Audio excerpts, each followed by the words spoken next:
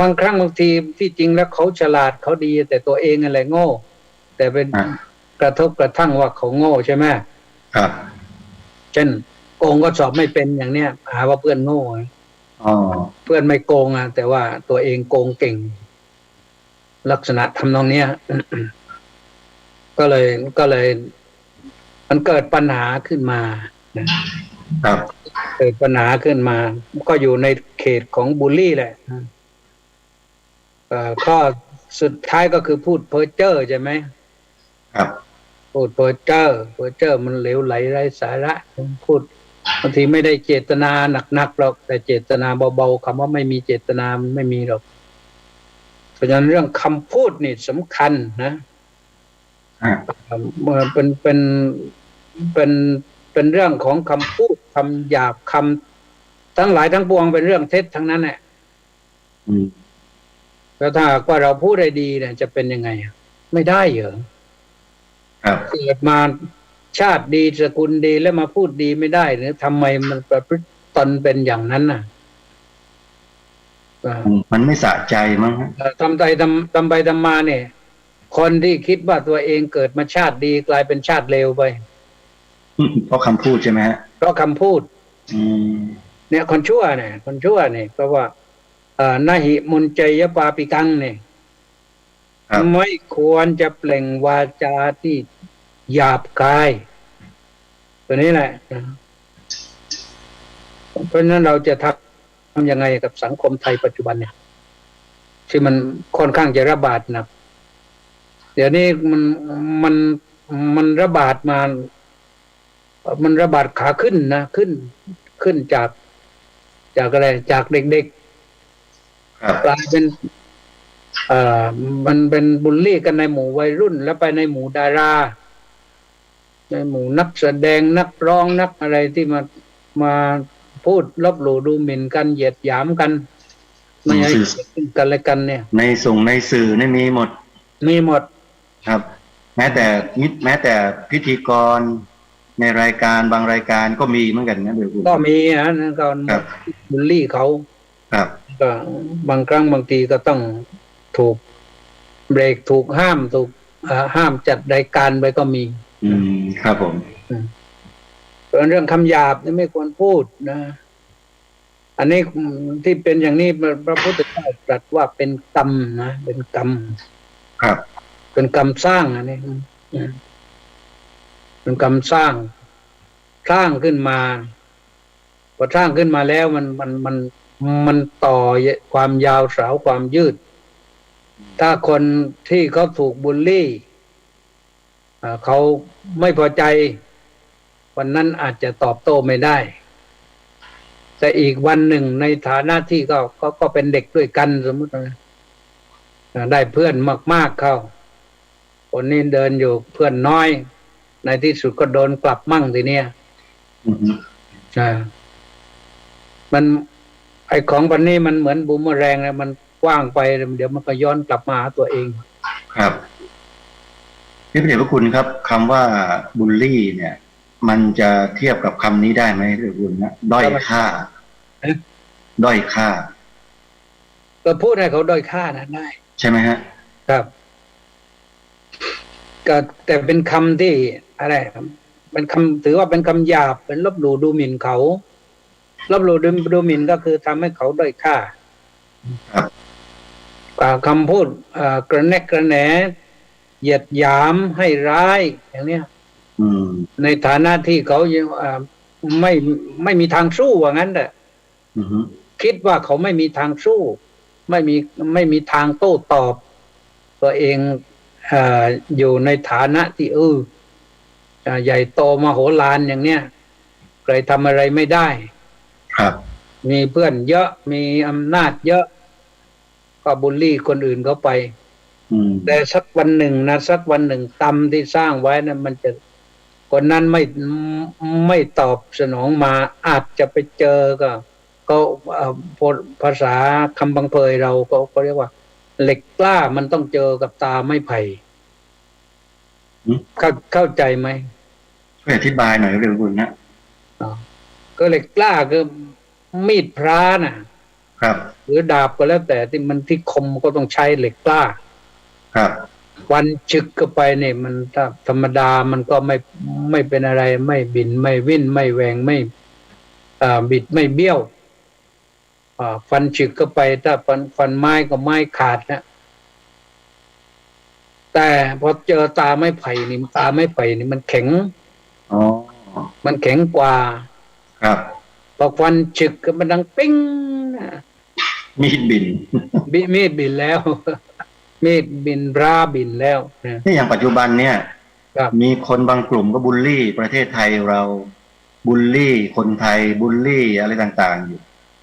ก็มีนะครับเดี๋ยวคุณก็มีก็อย่างที่ว่าข้างต้นนะครับคนไทยในอเมริกาถูกฝรั่งตบหัวถูกอะไรต่างๆถูกลงโทษโดยไม่รู้ว่าเราทำความผิดอะไรเนี่ยเคยมีมาแล้วครับหลายคนแล้วด้วยนะหลายคนแล้วจนกระทั่งว่าคนไทยในอเมริกาต้องระมัดระวังตัวแจเลยไปไหนไม่กล้าไปคนเดียวเลยจริงๆแล้วบ้านเมืองที่มีอิสระมีเสรีภาพนี่มันน่าจะเดินกันได้อย่างสบายนะแต่มันไม่ใช่เช่นนั้นแต่มันชั่วร้ายเหมือนกับบ้านเมืองป่าเถื่อนนั่นแหละ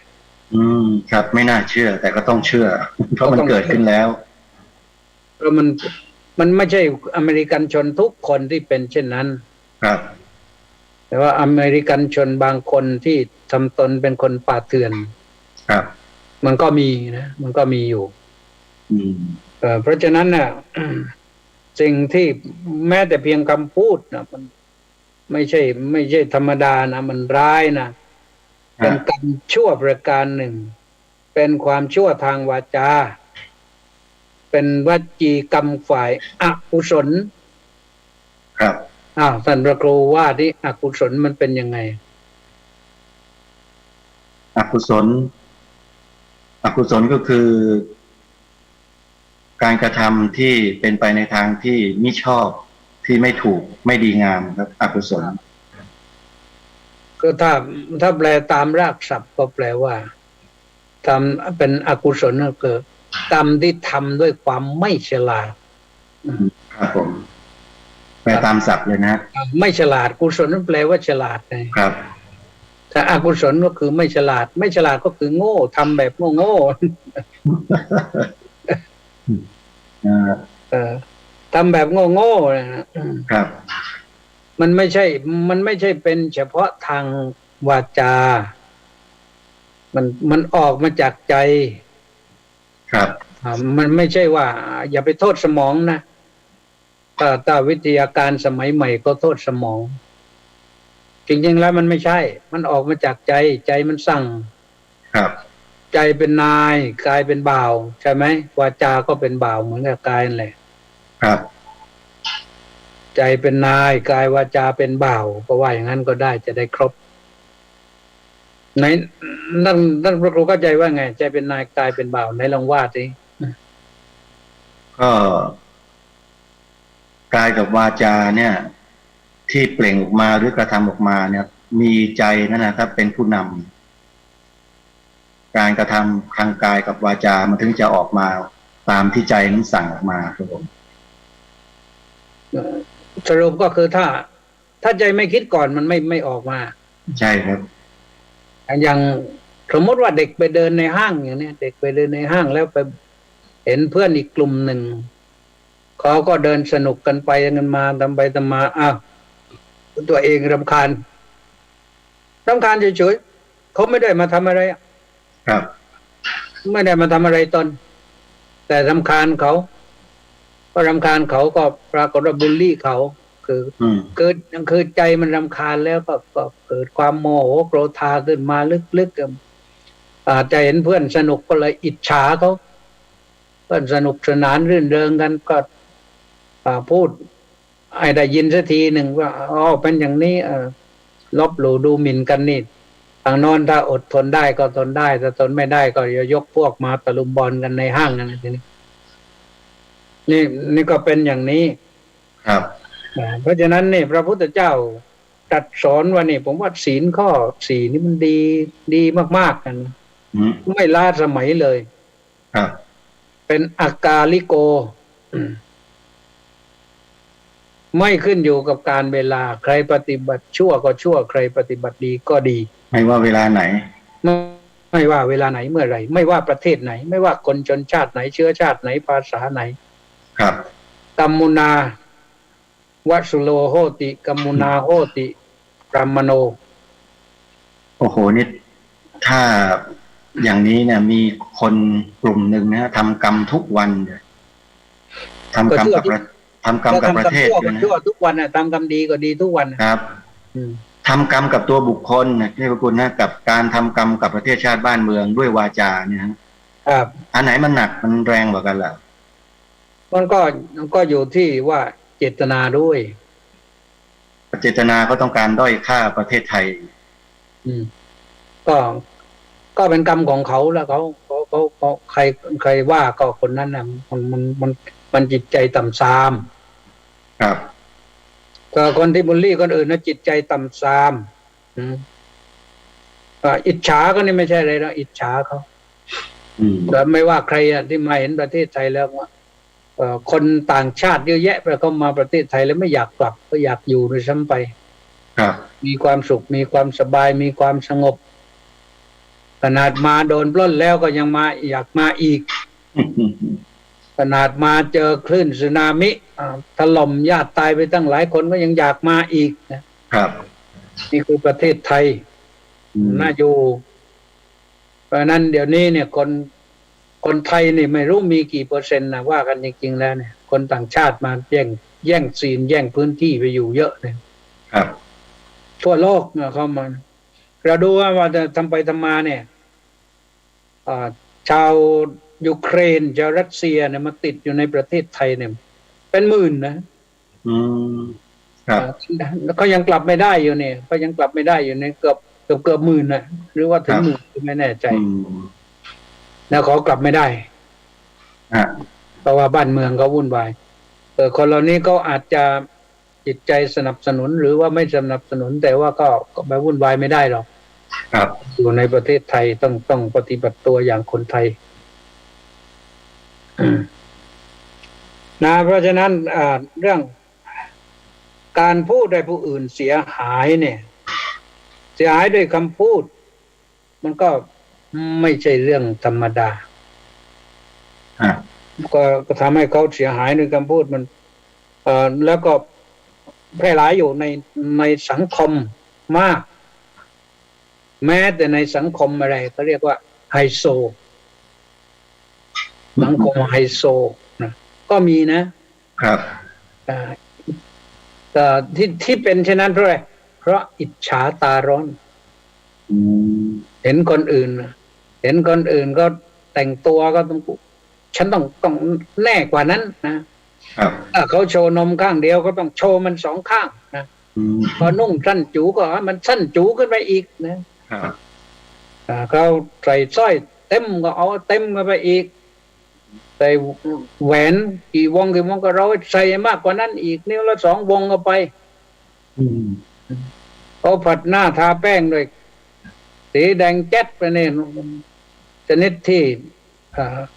ไม่เหมือนมนุษย์มานานแล้วเนี่ยก็เอาใส่เข้าไปอีกนะไอ้ลิงเลยครับทำไปทำมาหน้าตาไม่รู้เป็นมนุษย์หรือว่าเป็นอะไรนะผมนี่ผมมาตอนมาจากต่างจังหวัดเนี่ยนะ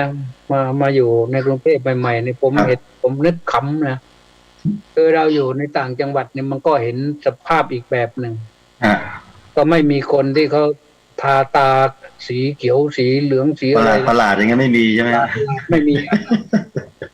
ก็ผัดหน้าสวยแก้มใสเนี่ยครับทาแป้งอย่างเดียวก็พอแล้วอย่างมากที่สุดก็แค่นั้นแหละครับแต่มาในกรุงเทพปั๊บก็ขอบตาเขียวเลยเขียวปิดเลยใช่ไหมแล้วทีนี้มันมีปัญหาอยู่อย่างนึงครับยังไงอย่างในต่างจังหวัดเนี่ยเขาเล่าลือกันแล้วก็แนะนำให้สังเกตว่าถ้าผู้หญิงคนไหนนะที่เป็นผีกระสือนะครับคนนั้นขอบตาจะเขียวเพราะนั้น พอเรามาในกรุงเทพพอเห็นคนทาขอบตาเขียวเฮ้ยเป็นหรือเปล่าเนี่ยนึกอย่างนั้นเลยอ๋อครับยังติดภาพเดี๋ยวนี้ยัไม่นึกงติดภาพนั้นอยู่เดี๋ยวนี้เราไม่นึกแล้วว่าเรารู้แล้วว่าคนกรุงเทพเมืองกรุงเขานิยมกันอย่างนั้นนะครับก็เอาก็ว่ากันไปนะเรื่องของเขาเอากันว่าเราต้องช่วยกันนะต้องช่วยกันแก้ยังไงช่วยกันให้ศีลนะช่วยกันให้ศีล5 ข้อเนี่ย ไม่ต้องอะไรมากถ้าคนไทยมีศีล5 ข้อรักษาศีล5 ข้อกันเนี่ย ปัญหานี้จะไม่เกิดขึ้น ปัญหาบูลลี่จะไม่เกิดขึ้นเรื่องศีล 5เนี่ยนะครับครับมันยังป้องกันอื่นๆได้อีกหลายอย่างนะความที่ถ้าสมมุติว่าเอาแต่เรื่องนี้จะทำอย่างไร จะแก้อย่างไรเรื่องเดียวเนี่ยอาจจะแก้อย่างไรครับเดี๋ยวคุณมีแนวทางไหมครับก็นึกอยู่เหมือนกันนะในสังคมยุคปัจจุบันนะครับถ้าเป็นอดีตเราไม่ต้องไปพูดถึงแล้วมันง่ายแต่ปัจจุบันเนี่ยมันยากเหลือเกินเราเสนอทฤษฎีที่เป็นคำสอนของพระพุทธเจ้าเป็นอากาลิโกนะฮะใช่เกิดเสนอทฤษฎีที่เป็นคำสอนของพระพุทธเจ้ายังไงครับไม่ใช่ว่าเราจะลงไปจัดการได้ครับแต่การลงไปจัดการนะให้มันเป็นไปได้ตามอย่างที่เราว่านั่นมันไม่ใช่หน้าที่เราครับถ้าอยากเห็นสังคมไทยเราอยู่กันด้วยความยิ้มแย้มแจ่มใสไม่มีเรื่องบูลลี่กันนะก็ต้องอยู่กันอย่างมีศีลมีธรรมนอกจากศีล 5แล้วการที่เราจะมีมุทิตาจิตกันไม่ดีกว่าหรือมีความยินดีด้วยอะไรอย่างเงี้ยนะฮะใช่ความชื่นชมยินดีที่เขาก็มีโอกาสได้อย่างไรก็แล้วแต่ละเพื่อนสอบได้คะแนนมากเพื่อนสอบได้คะแนนดีเอนทรานได้มหาวิทยาลัยดีๆคณะที่ต้องการอะไรก็ว่าไปอย่าไปบูลลี่กันแต่ว่าประเทศเรานี้ไม่ได้ปลูกฝังเรื่องของมุทิตากันเลยหรือยังไงก็ไม่เอาหรอกเดี๋ยวนี้ไม่รู้กี่รัฐบาลมาแล้วไม่เคยพูดถึงพระพุทธศาสนาเลยครับนอกจากไม่พูดถึงพระพุทธศาสนาแล้วมันเน้นช่วยเหลือช่วยเหลือศาสนาอื่นให้เข้มแข็งขึ้นมาด้วยโดยใช้ประโยคเดียวก็คืออะไรเรื่องพหุวัฒนธรรมทีนี้ก็ใช้กันเยอะใช่ไหมครับเนี่ยพหุวัฒนธรรมอยู่กันนะทำไปทำมาเนี่ยตำรวจเสียชีวิตไป2 นายอีกเนี่ยยะลานะใช้คำนี้เป็นตัวนำไอ้อย่างนี้เป็นบูลลี่หรือเปล่าครับเดี๋ยวคุณไม่ใช่โดนระเบิดรถกระเด็นกระดอนไปตำรวจเสียชีวิตไป2 นายนั่นแหละคือแล้วก็ยังมีบาดเจ็บอีก2 นายด้วยก็ไปกัน4 คนนี่ก็ได้รับกันพร้อมหน้าพร้อมตากันนั่นแหละคือพหุวัฒนธรรมใครจะเอาพหุวัฒนธรรมไหมก็คนเอาเยอะนะได้ก็มีแต่พระครูประหลัดนี่แหละที่ถามว่าเพื่อจะไม่เอา ก็ทราบซึ้งแล้วเนี่ยครับทราบซึ้งเรื่องพหุวัฒนธรรมของเขาแล้วที่จริงแล้วอย่างพูดภาษาอะไรมันก็ดีถ้าทำดีกันนะครับอย่างพหุวัฒนธรรมนี่ก็ดีแต่ขอให้เข้าใจคำว่าพหุวัฒนธรรมแล้วก็ต้องเข้าใจในการอยู่ร่วมกันอย่างมีพหุวัฒนธรรมคุณก็คุณฉันก็ฉันแต่ว่าอยู่กันได้ไม่รังเกียจเดียดฉันกันไม่วางระเบิดกันไม่เอาปืนสงครามมายิงปังกันนั่นก็เขาเป็นอย่างนั้นนะครับนั่นสิมันจะเป็นพหุได้อย่างนั้นสิอยู่กันได้อย่างสงบอยู่กันได้มีมุทิตาจิตด้วยกันถ้าใครเกิดมีทรัพย์สินมีความร่ำรวยมีสุขภาพพลานามัยดีห่างไกลภัยโรคก็ชื่นชมยินดีกัน คนไทยเราเมื่อก่อนก็เป็นอย่างนั้นแหละ ครับ มาระยะหลังเนี่ยรู้สึกว่าพอเอาพหุวัฒนธรรมมาใช้เนี่ยไอการอยู่ร่วมกันมันก็ห่างเหินกันไปเยอะนะแล้วก็ทำให้ไม่น่าไว้ใจกัน คือถ้าใช้พหุวัฒนธรรม บ้านเมืองก็จะไม่เป็นเหมือนเดิม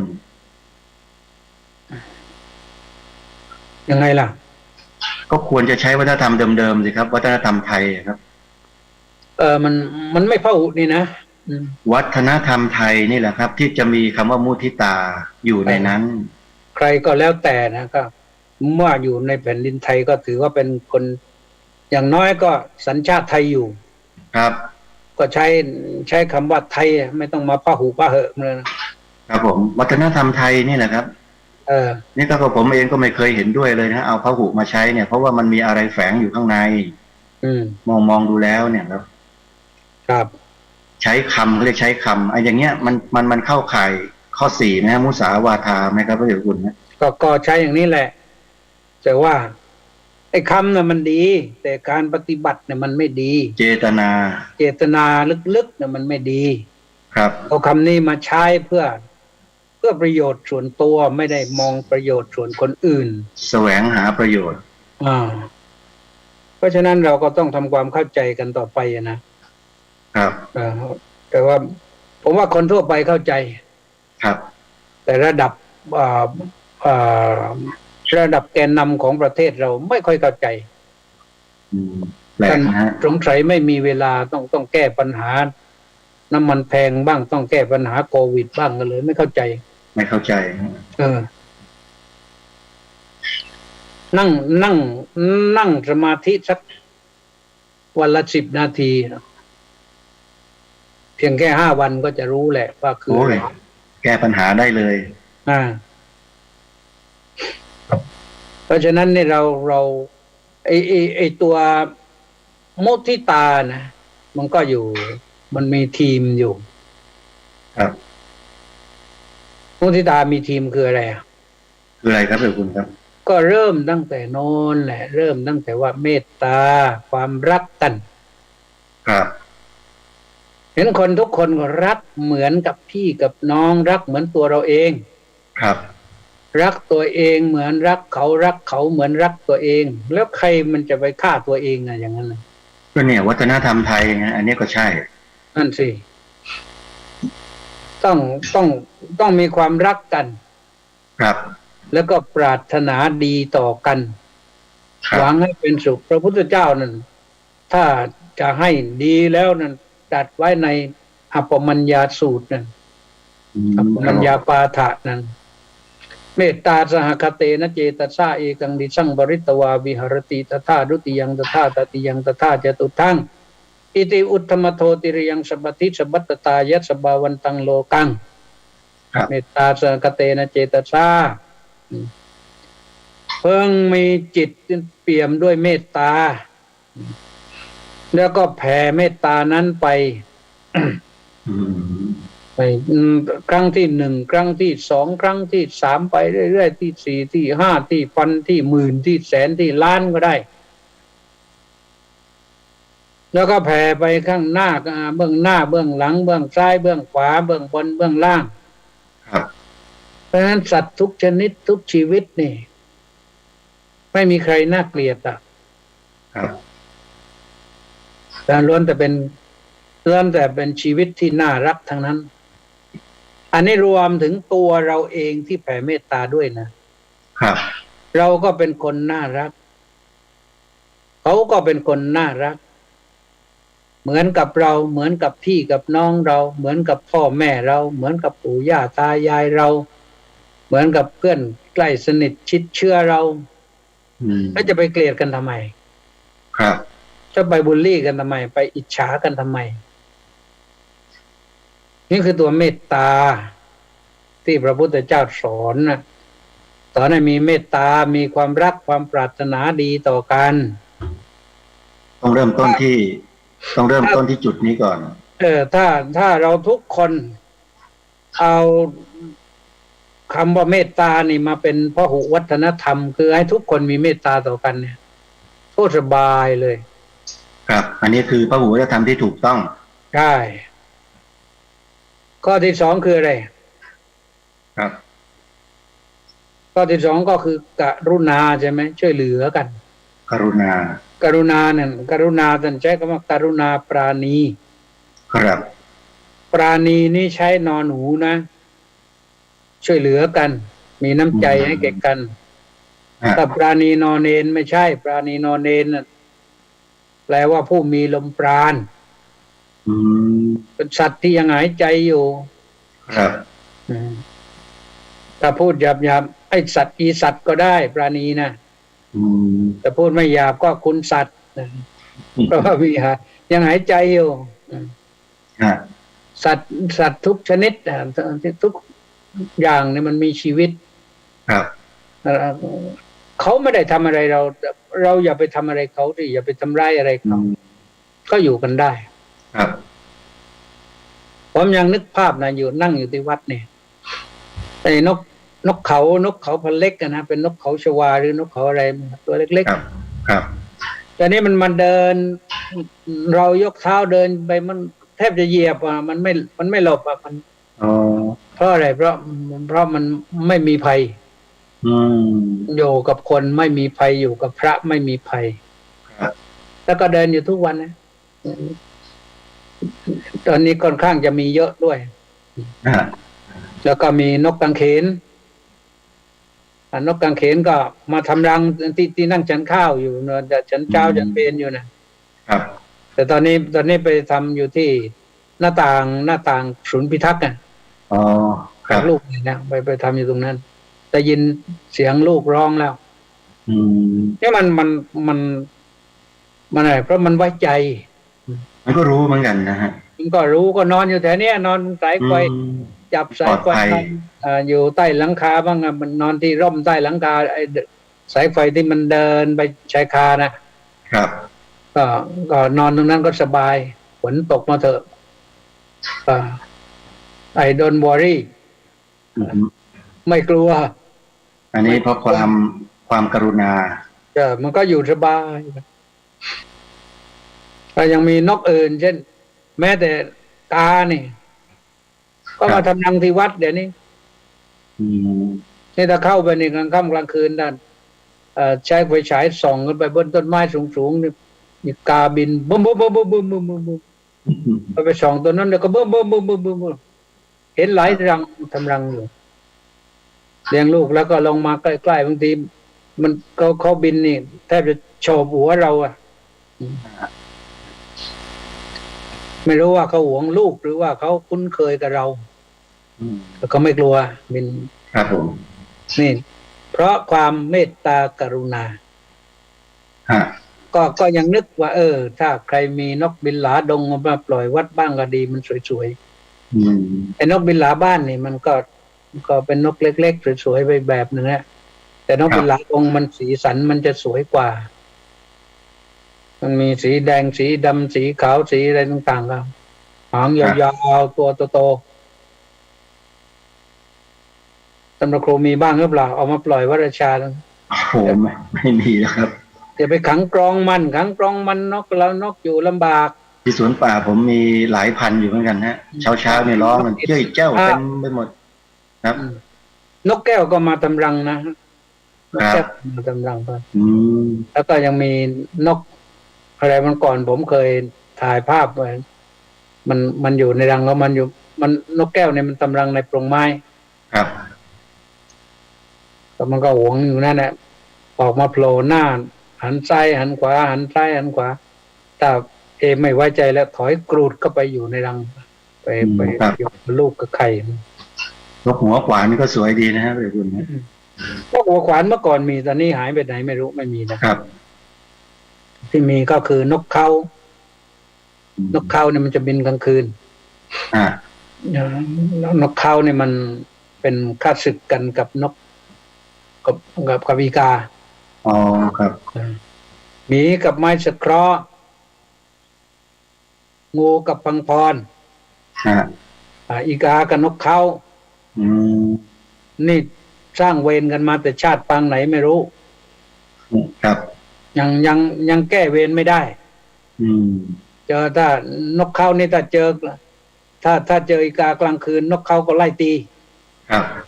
ถ้าอีกามาเจอนกเขากลางวันก็ไล่ตีนกเขา อืม ครับ มันจะเป็นอย่างนั้นมา อยู่ด้วยกันอยู่ด้วยกันไม่ได้ อยู่ด้วยกันไม่ได้ ต้องแหลกไปข้างหนึ่ง ครับ ถ้าเป็นหมีกับไม้ตะเคราะห์นี่หมีนี่เห็นต้นไม้อื่นเยอะแยะ แต่มันไม่ค่อยสนใจละแต่พอไม้ตะเคราะห์พอไปเห็นปั๊บมันควรเลยมันขึ้นปีนควรเปลือกนี่หลุดหมดอ่ะ ครับ แต่ไม้ตะเคราะห์นะตามตำนานว่าไม้ตะเคราะห์มันมันกิ่งผุนะ ฮะ หมีไป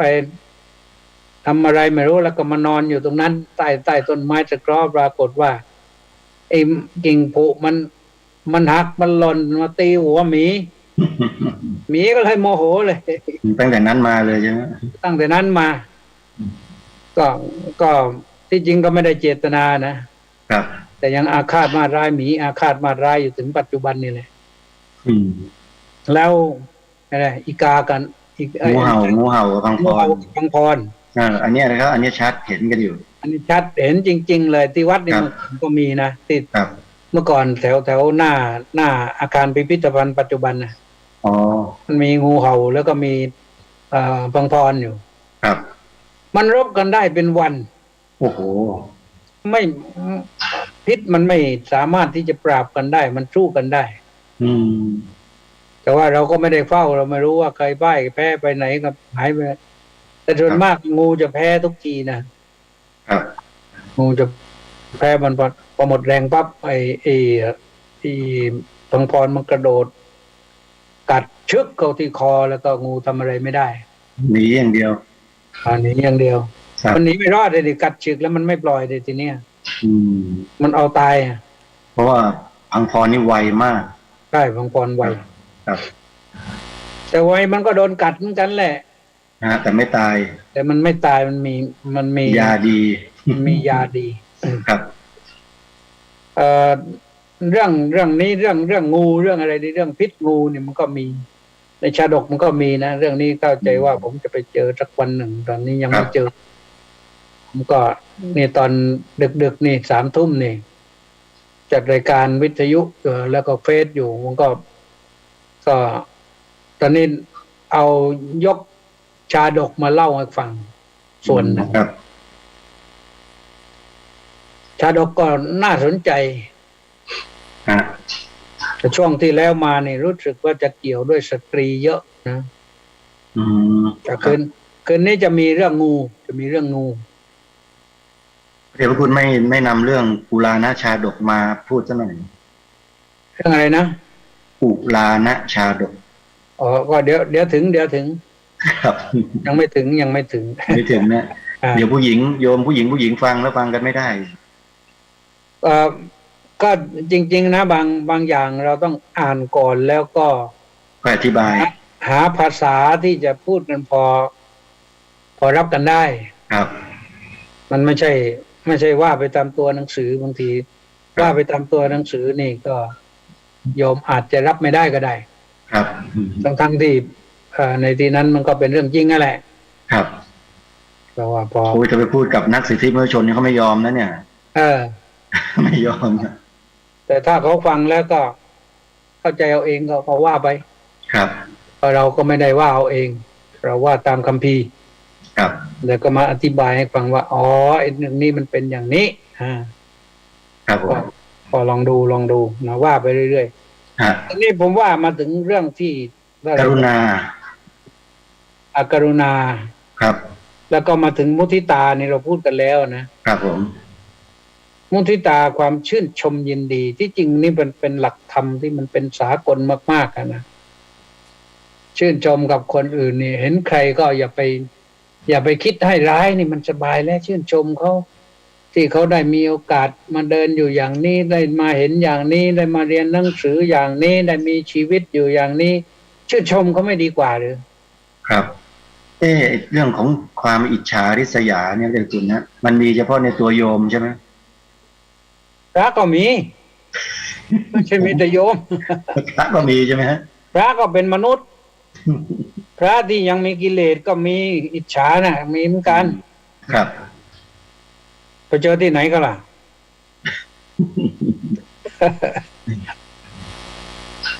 พระก็มีเนนก็มีแม่ชีก็มี ครับ โยมทั่วไปก็มีเด็กก็มีผู้ใหญ่ก็มีเพราะนี้มันเป็นเรื่องกิเลส ครับ กิเลสมีทั้งนั้นแหละมีมันไอ้สกุลอิจฉานี่มันสกุลอะไรเป็นสกุลโทสะ ตัณหาผสมโท โท สะ สะครับผม โล เป็นลูก ภะ ของโทสะฮะ เป็นอะไรราคะจริตกับโทสะจริตมาผสมกัน ครับผม แต่ราคะจริตเนี่ยรู้สึกว่าตัวเองมันดีหมดแต่ในขณะเดียวกันก็ไปมองผู้อื่นมันชั่วหมด จะดีจะเด่นกว่ากูไม่ได้ ไม่ได้ ระดั ถ้า บ มี ไหน ฉามันทำให้เป็นทุกข์มากนะครับ นี่อย่างที่ว่าเนี่ยทำให้อยู่เป็นทุกข์นะไม่ใช่อยู่เป็นสุขมันเป็นบาปนี่ปาปิกังเพราะฉะนั้นก็ลดเชเถอะโยม เราทำอย่างไรให้สังคมเราปราดหรือปลอดจากความอิจฉากัน ครับ ทำให้ปลอดจากความอิจฉาแล้วก็สุดท้ายคืออะไรอุเบกขา ครับ อุเบกขาก็นำมาย้ำกันมาการเฉยเสียบ้าง พูดง่ายๆก็คือว่าเห็นคนอื่นก็เฉยเสียบ้าง ถึงแม้ว่าเขาจะบุยปากจะทำหน้าตาไม่น่ารักนะ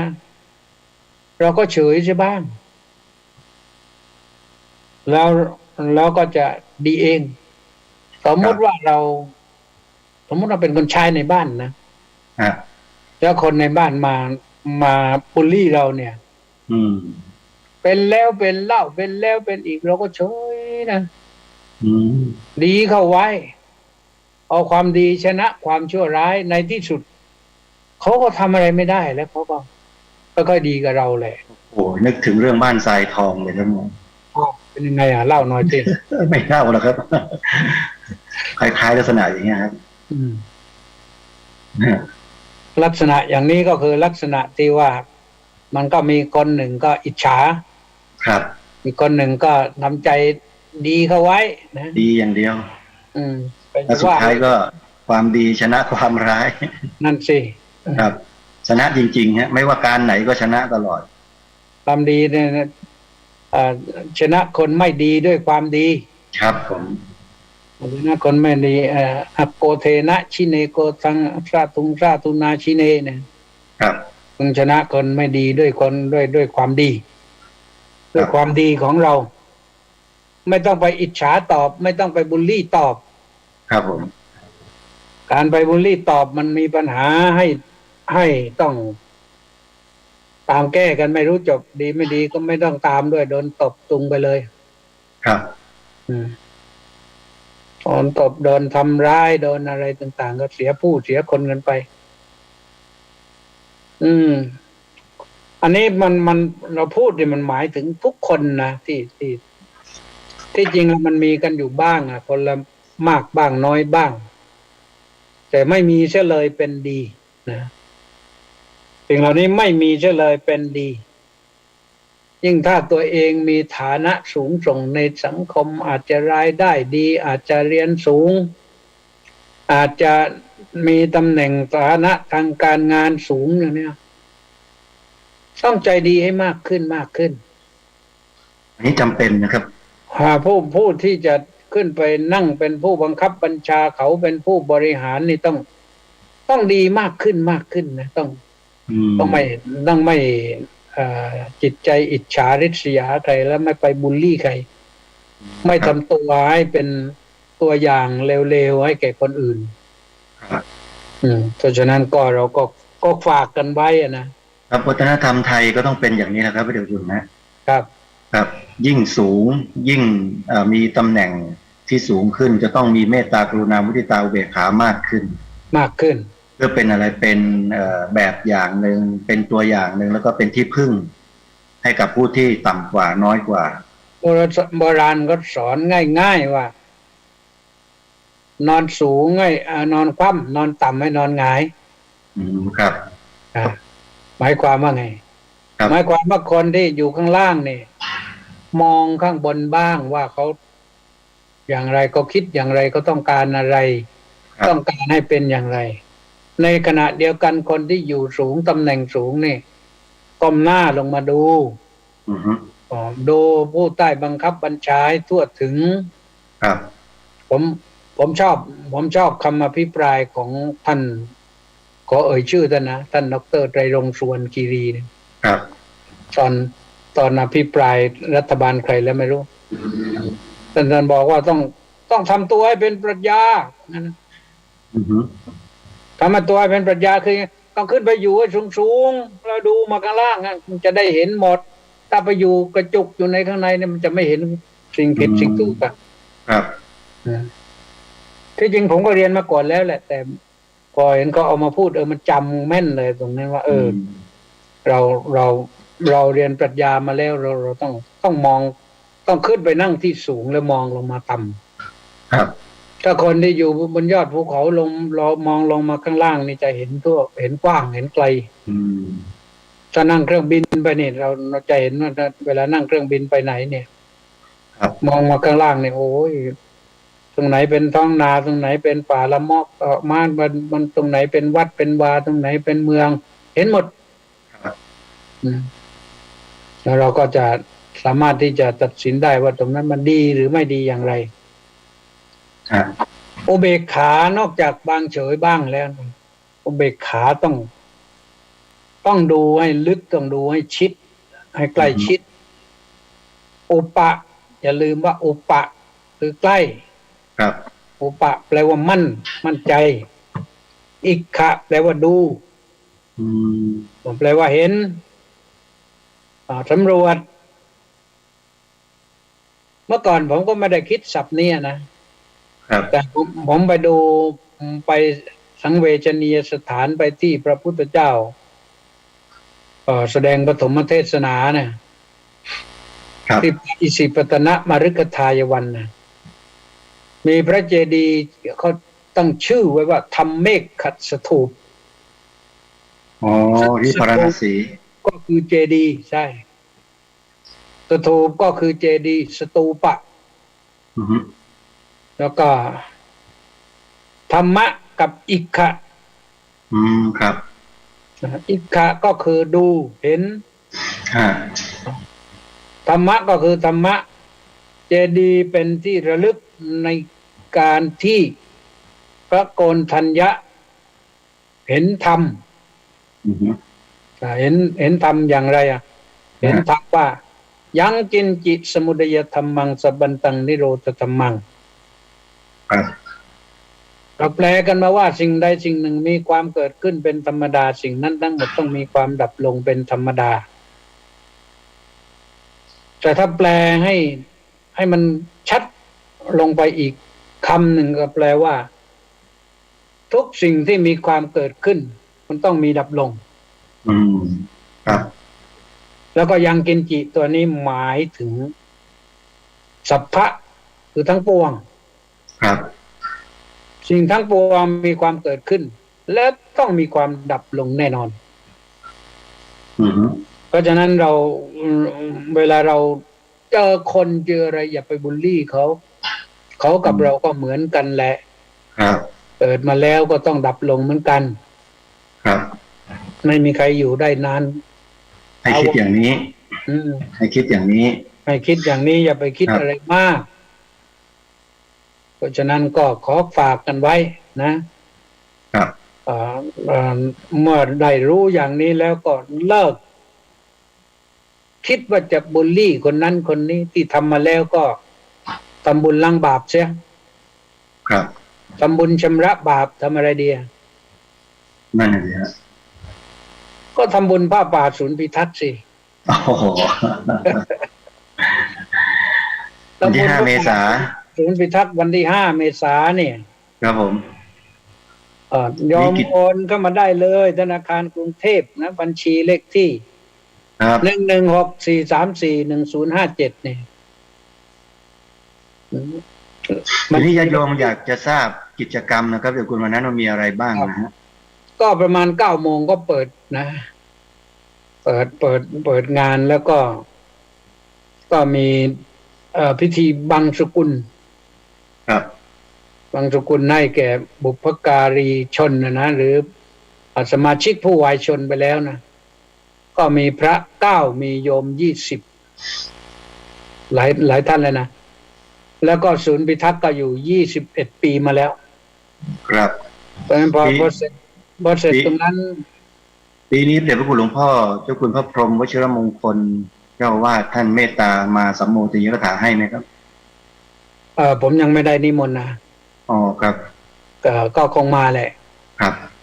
เพราะว่าอายุก็มากแล้วไม่อยากจะนั่งพอนั่งแล้วหลวงพ่อก็นั่งเพลินเหนื่อยครับจริงๆหลวงพ่อท่านสู้นะฮะงานไม่เกี่ยงเลยนะหลวงพ่อจะอายุแค่ไหนก็เถอะท่านมาก็เปิดแล้วอาจจะให้ท่านกล่าวเปิดสักเล็กน้อย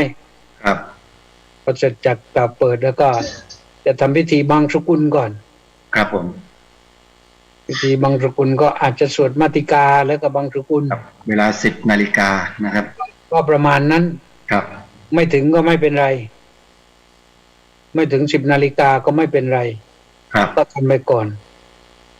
พอบังสกุลเสร็จก็นิมนต์ท่านเจ้าคุณพระราชยานกวีมาพระราม9มาปาฐกถาพิเศษหน่อยหนึ่ง21 ปีครับ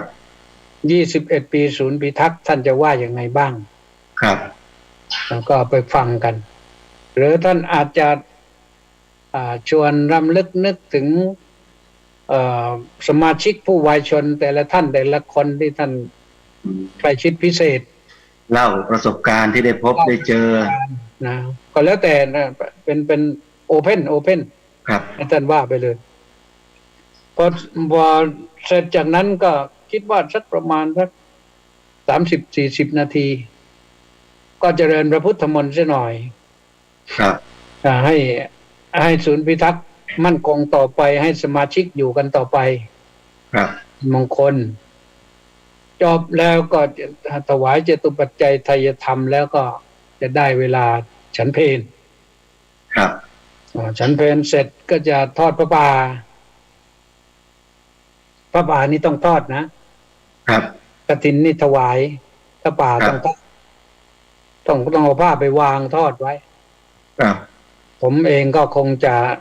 ต้องสมมุติตัวเองไปเป็นผู้พิจารณาผ้าป่าบังสกุลครับแต่แล้วก็มีพระอนุโมทนาจากนั้นก็จะได้ว่ากันถึงเรื่องต้องเพลก่อนสิครับฉันประทานเพลสวดมนต์เสร็จก็ฉันเพล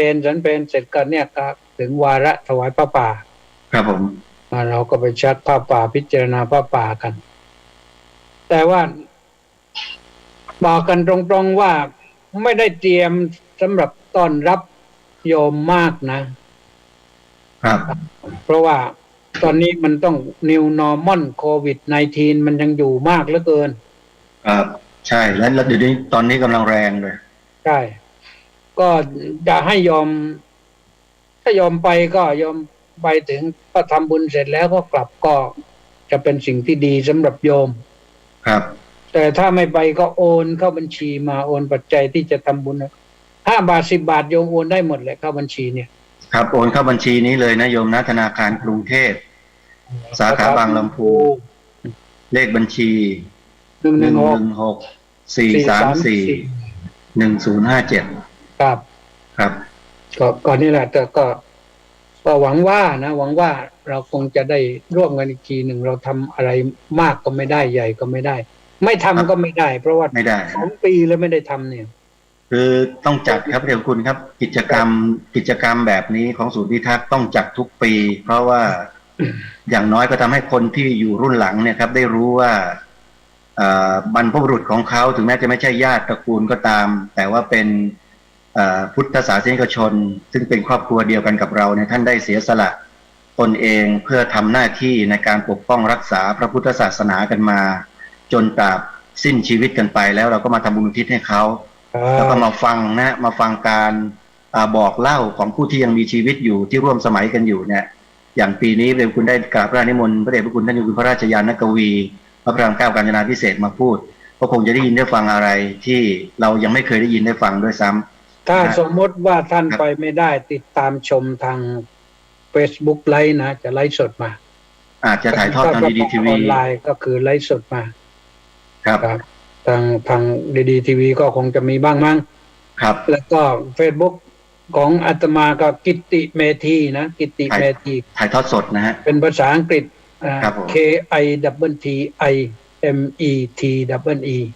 ครับเดี๋ยวจะบอกไปเรื่อยๆจนถึงวันนั่นแหละนะทางวิทยุนะก็หมดเวลาแล้วมั้ง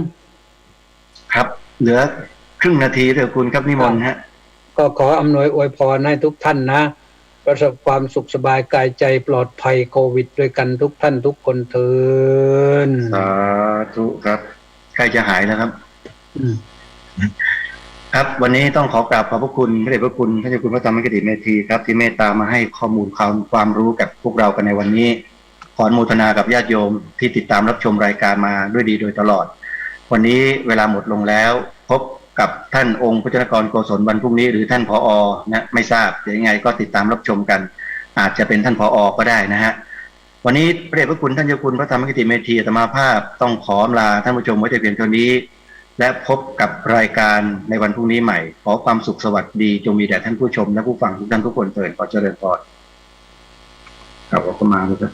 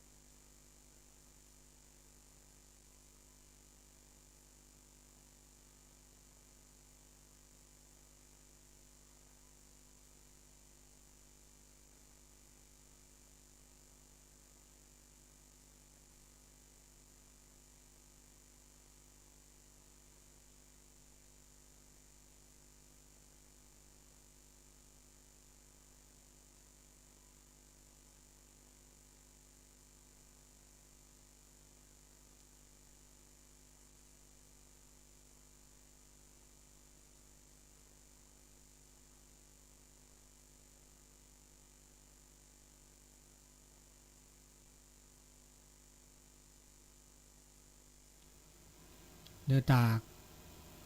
ชุกต่อดอตอนนี้ดอโลกวันนี้วันที่1 เมษาที่1 เมษาเนี่ยแล้วตาเปรอะแล้วทีละก่อนโอ้ดอเมื่ออากาปันเลือกตั้งจะมีเลือกตั้งไหมคัดเลือกเนาะคัดเลือกทหารทหารเดือนสี่เอาไว้ด่าขี้กาเซกาเลยพ่อควาเนาะพ่อสักควาพื้นปลาสิเนี่ยเลยว่าบากาพื้นปลาวลีเจเนาะบากาพ่อสักควาแล้วพ่อควาเนี่ยละอันนี้เนี่ยขี้ชีดนี่เนี่ยขี้ชีดนี่เด้อก็บ่าโจเบอร์คัดเลือกใบดำใบแดงนะบากาเดตะมุเกสะบากาตะนุมุเกสะบะเกสะตะมุเกสะวุดสมักไว้ดาโอเจนะกาตะนุมุเกสะเดแล้วแต่แล้วโชคชะตาดวงพอรอไม่บ่าอสูเดเป็นนิดเลยป่ะไม่บ่าแล้ววอดบาดแล้วมีแล้วชัวแล้วหนอโอ้ดาเวรกาแล้วก็บ่าไม่ได้จีภาค1ภาค2แล้วตาลอตาเกลดต่อดูละต่อได้จีโอ้กิเมลโอ้แล้วเวแล้วก็คืออันนี้คันนี้ชั่วโมงแล้วพอกควาสิทุกป่าเดี๋ยวจะสิเดี๋ยวท้อว่าเดี๋ยวไหนคินนี่อาจจะก็คินนี่ก็แล้วนะอันนี้เดี๋ยวแกเซ่มันอยากแกซื้อโพบอกก่อนแล้วซื้อโพน่ะทหารแต่แค่เนี่ยได้ดีซะแล้วยาละต้องมีแล้วก็บ่าและดูซื้อและมาบากูบาก็อะไรเลยว่ะรัดเลยว่ะแต่แกแต่มาโลละซะมีเลยเจ๊แต่ชื่อก็ต่อคินนี่มันน่ะจะหนีแล้วคือเล่าแล้วโอ้แล้วแต่มาโลได้เจ๊มาโลโปรยันหรอกอันนี้เลยโลกวันนี้เนาะโลกวันนี้บ้านนั้นนอกกันเลยแล้วก็ลุ้นไปละน่ะเชียร์ไปเสียน่ะเลยที่ว่าการอำเภอติดต่ออันนี้ตาแต่สิยันน่ะเปิดแล้วตาหูตาแก่ตาหูตาโชแล้วเปิดกูประชุมจิกะตานี่ใหญ่แต่บักคาเลกันจะลอยบักคาเลตาเกตาบะตาเกปัสสาวะก็ที่เล็บกจ่าตามือตาเกปัสสาวะก็ที่เล็บกจ่าตาโชตุเวดาตาอิเชกว่าช่วยว่าช่วยปกิบบาตะกาดอตะกาเอเลเกก็ตื่นตื้อปกจ่าดาเวกีบาปกจ่าดาเวโลซอเมื่อแล้วปกะเคยกว่าช่วยวันนี้ติญอตื้อเดปกจ่าก็บากว่าช่วยดาเวปกจ่าอันนี้ตาโลโดดมีก็มาดิเลจะหล่อแล้วเปตาอุชูเคล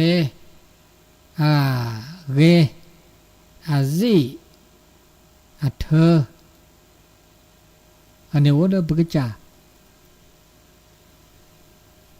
แล้วก็บากอีเชกว่าช่วยเราปกจ่าดาเวตึกาดอตึกาปกบ่าเราชอบได้ตาแล้วแกบลิแกบโผตาแล้วแกบลือเดเรนี่ก็ปกบบาดาเวตาแล้วแกบลือแกบโผบาตาแล้วมหากบามหากปตาอุชูเคลโอเจมาจาบาบลอบออดาพุทธสิญญาละฮากบาบาปะออักวีแบบลออับลือโตบาอากูดอนนอจีตาอละอับลือโตบาตาบามีเมจะจากวีอับลือโตบาเลยบาอจัดตะวีบาเนาะมาจับลือตาอ่อนนะพวกอ่อนดีแล้วจะละอ่อนละกุย อลาเมื่ออลาบลูอ่ะแต่ไม่ออกไม่ออลาบลูแล้วเนี่ยถ้าโลออราแล้ววะออกไม่อับแล้วปากูปลาญอเนื้อตัดเตลอจนน้อมีเลือเปิดลอเตมาปะสิญาโพเดอหล่อทั่วไปปะสิญาตาอ่อนเนี่ยได้ดับปะอ่อนละโลโดเนี่ยโอซับลอทันนีนะต่อเนาะทันนีแล้วมือชาคอเนี่ยแต่เลิกก่อนเนาะคือมุทุคา